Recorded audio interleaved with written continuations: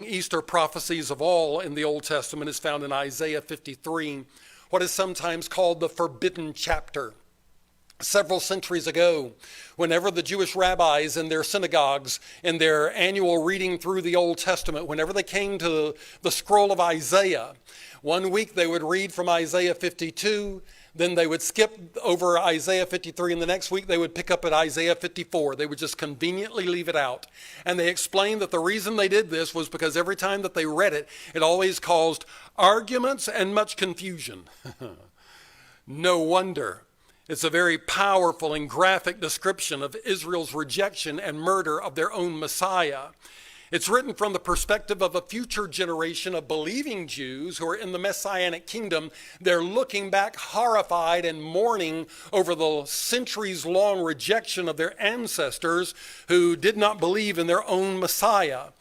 In verses 8 through 10 of Isaiah 53, the prophet foretells how these faithful Jews will say, "He was taken from prison and from judgment, and who shall declare his generation? For he was cut off out of the land of the living. For the transgression of my people was he stricken. He made his grave with the wicked and with the rich in his death.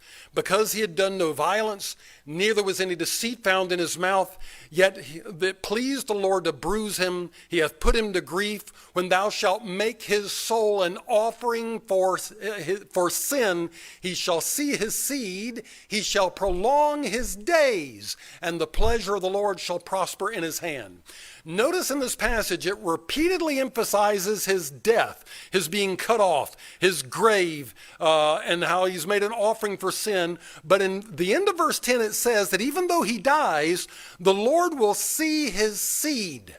Jesus explains that in John 12:24. "Verily, verily, I say unto you, except a corn of wheat fall into the ground and die, it abideth alone. But if it die, it bringeth forth much fruit." Jesus' death and burial was like a seed being planted, and the resurrection that followed was just the first fruits of a fantastic harvest yet to come.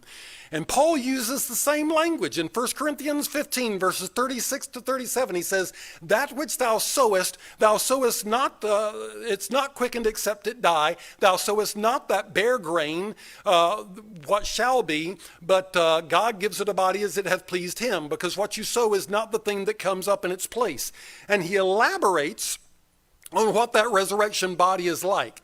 And here in Isaiah 53:10, immediately after talking about the Messiah's death and the Lord seeing his seed, it continues with the words, "He shall prolong his days." His life is restored to him. And the chapter ends describing him as a conqueror who shares the spoils of his victory in battle with his strong ones because he had poured out his soul unto death. And if you go through the entire chapter, it's a very powerful description of the Messiah's death with abundant prophecies that are repeatedly cited in the New Testament Gospels as they describe the death, burial, and resurrection of Christ.